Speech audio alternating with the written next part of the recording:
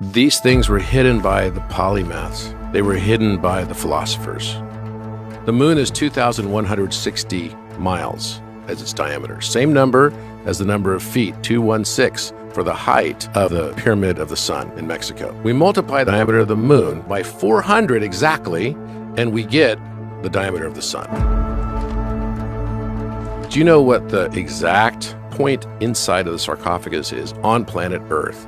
If we were to measure it and look at it, it's degree measurement, latitude and longitude. The latitude for the exact center point of the sarcophagus in the King's Chamber is 29.9792.458 degrees. The speed of light is 299,792,458 meters per second.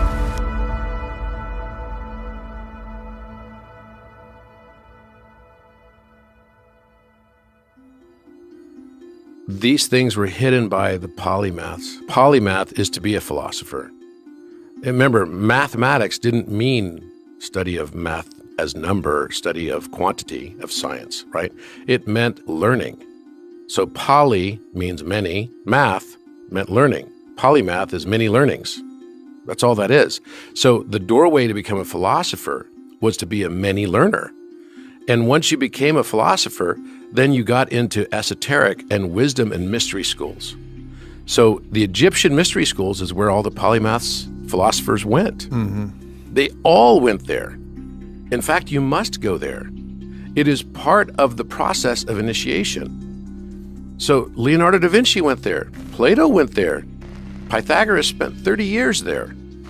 They all go to the Egyptian mystery schools to learn in the land of Chem. And Yeshua. And Yeshua went there. Jesus and John the Baptist both broke into the pyramid. They both went there. They both studied at the mystery schools. Do you know there was a mystery school that had been in existence for almost 500 years that was closed down by Nazis when they occupied Egypt in 1944? Why was there a mystery school with the name of Leonardo da Vinci's School of Egyptian Mysteries? Why did that even exist? The reason it existed is because Da Vinci, during his lost years of his life in Italy, spent 3 years, just over 3 years, in Egypt working for the Sultan of Cairo. He wrote about it in his compendium of his works after he died, which was called the Codex Atlanticus. It's in reference 1336 and 1337. It tells the entire story and it's written not backwards, because all of his texts are usually in backward mirrored text. So you'd have to look at it through a mirror to be able to read it easily. Mm-hmm. Although there is a good exercise to write backwards, because once you start writing backwards, it absolutely strengthens the other side of your brain that's your non-dominant side. Mm-hmm. So whether you're left-handed or right-handed, you use the opposite hand. So it's teaching you that ambidexterity, but at the same time, it's helping you see the mirror of consciousness, because that's what you start to tap into once you find this heart-brain balanced awareness. This is another exercise to do. But he wrote this letter in forward text. So whenever Da Vinci, because he always wrote backwards, whenever he writes forwards, it's encrypted. This was a draft letter, and it was titled To the Devedar of the Sultan of Cairo, Babylon.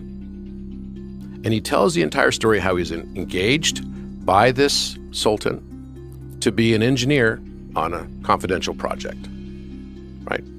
Doesn't say whether it's architectural. It sort of implies it's architectural, but it doesn't say exactly what it was. Although, what he does do is he goes through in very high detail his experience at Mount Taurus. Now, everybody believes that Mount Taurus must be a reference to the Taurus Mountains that are in Armenia. In fact, Mount Ararat would have been one of those such mountains. This is where the Noah's Ark was supposedly, up at the top of, landed after the flood. And he describes the town that he was in, a place called Kalindra or Calendar. There's no such town ever in the history of either Turkey or Armenia with this name. He was not referring to that. What you have to understand is that the original name of the Giza Plateau was Ras Tau. And if you read it backwards, it's Tau Ro. Another way to pronounce Tau, which is basically a Tau is a letter T, you rotate it slightly and it becomes Kai Ro. The Bull Mountain that he's referencing is actually shown to us in hieroglyphics. The original name of the Great Pyramid, among its names, one of them is myrrh, and all three pyramids are myrrh, ka, and ba. But the name of the myrrh pyramid is actually to the Apis bull. The chevrons, right, and a bull. So you see two chevrons and a bull, and that is the original name of the Great Pyramid, which means Bull Mountain. So he was referring to the pyramid, the Great Pyramid. And in this, he even says it seems that they touch the sky, and it's oriented in such a way that it has sunlight on its east and west side in equal amount during the day because it's perfectly situated due north. He's exactly described. It's covered in the most resplendent and gleaming white limestone, is how he describes it. And he goes into a room or a cavern within this mountain, Bull Mountain. And the name of that, the cavern that he's talking about is this Great Cavern, which is actually a reference to the king's chamber. And right before you walk in the king's chamber, you have to sort of bend over. It's exactly 39 inches high. It's just 1 meter high, right? So we're not supposed to have a meter back then, but they measured it exactly as a meter. You kind of go in with your back hunched over, and he says he put his hand on his forehead, like waddling back and forth because it's about the same height as a bar, right? And he had this overwhelming feeling, by his own description, of going into this room of mystery and fear at the same time. What was going to be lurking within that place in the darkness? What was he going to experience? Great fear and hope at the same time. And I remember the first time I went to the Great Pyramid, that's exactly how I felt. A mix of fear and hope. I'm like, what in the heck am I going to be dealing with here, Is there some giant dog man going to come out and get me or something? I've spent now 11 nights inside the Great Pyramid. Wow. So you got all of this stuff sort of playing out, and the story of Osiris playing out. And Osiris is personified by the constellation of Orion. The 3 stars on the belt match exactly the positions of the Teotihuacan Plateau pyramids, match exactly the proportions of the Rostau Plateau, which is what we now refer to as the Giza Plateau, right? The Chinese pyramids as well. You see this relationship all over the world with these ancient pyramid sites. And by the way, they were all built on the same units of measure too. For example, the pyramids in Mexico, the base of the Pyramid of the Moon is exactly the height of the Great Pyramid, which is 432 long cubits, 1.75 feet to each long cubit. When you look at the height of the Pyramid of the Sun, it's 216 feet, right? And you'll notice these are harmonic numbers, 432, 216. They always sum to 9. They're geometric numbers, right? That same height is matching as well the Menkaure Pyramid. So these are clearly harmonic relationships. You look at the Pyramid of the Sun, it's 216 feet. Well, that's 25,920 inches.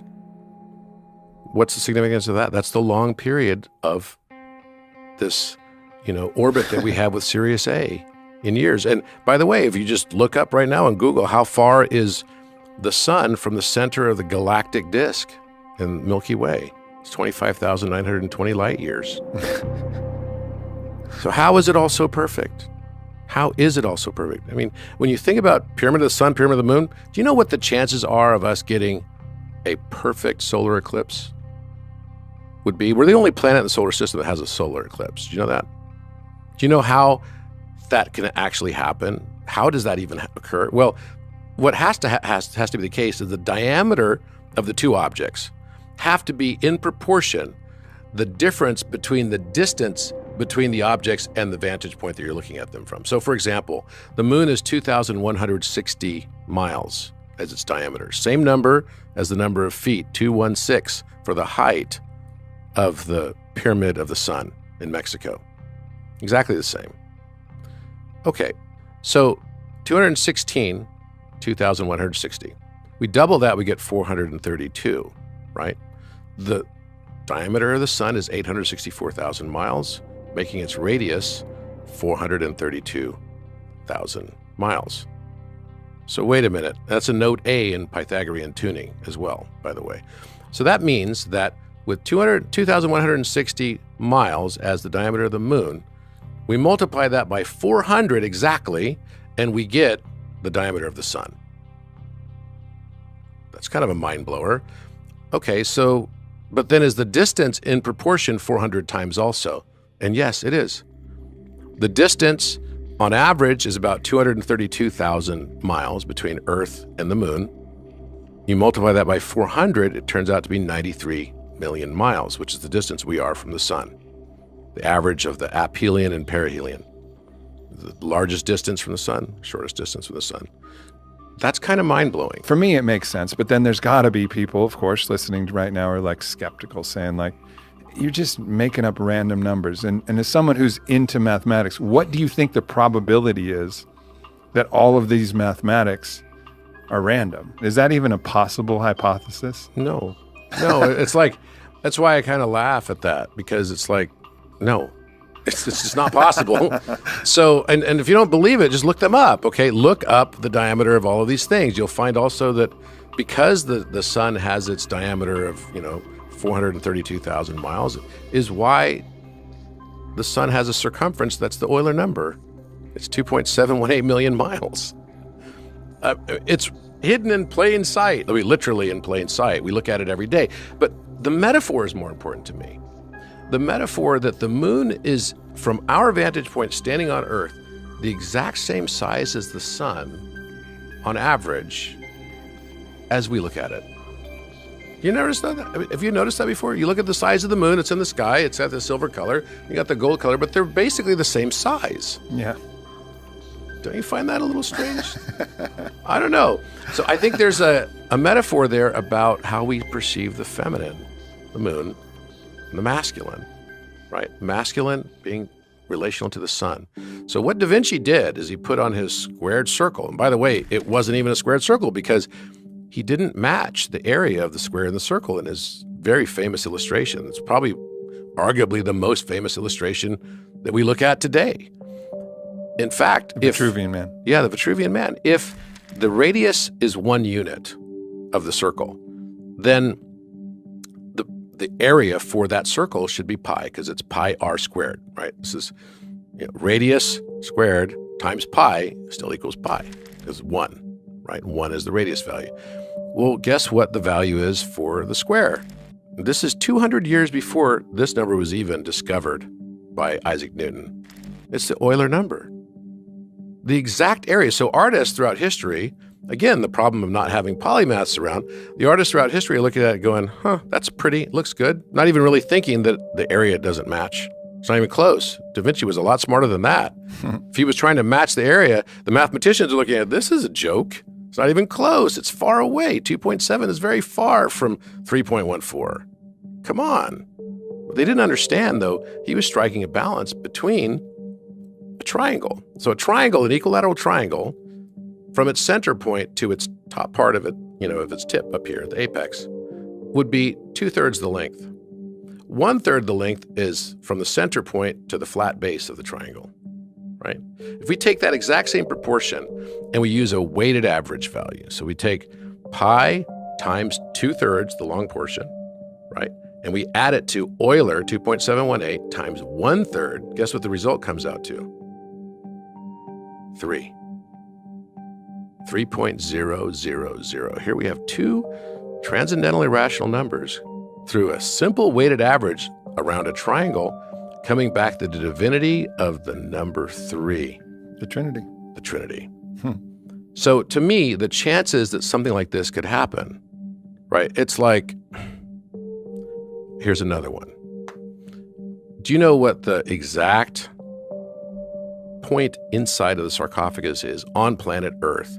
If we were to measure it and look at it, it's at its degree measurement, right? So we're looking at latitude and longitude. The latitude for the exact center point of the sarcophagus in the king's chamber is 29.9792.458 degrees.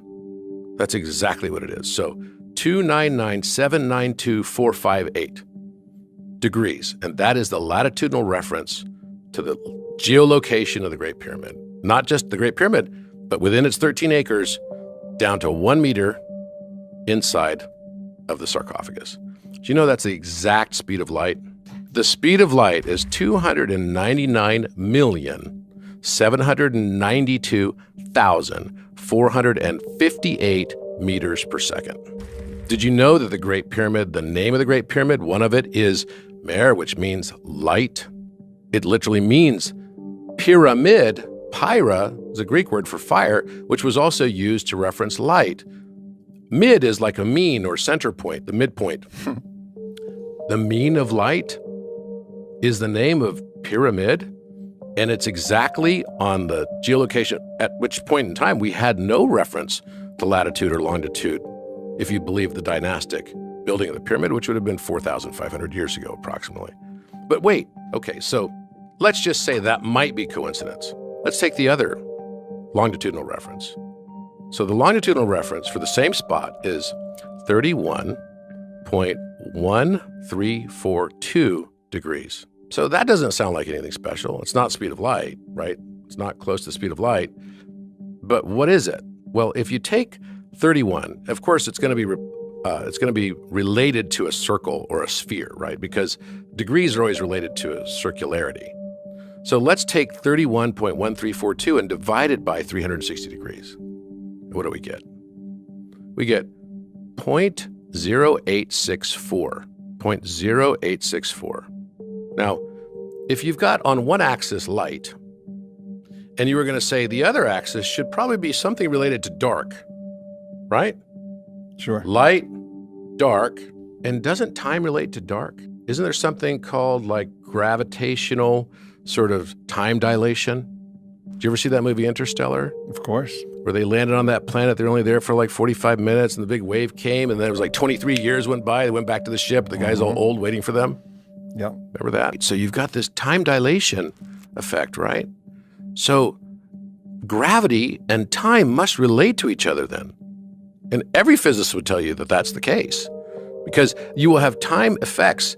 You know, the time on Jupiter is different than the time here because the gravitational effect there is greater than it is here. So what is this reference of 864? Well, is it a coincidence that we have 86,400 seconds in every day and that the sun's diameter is 864,000 miles?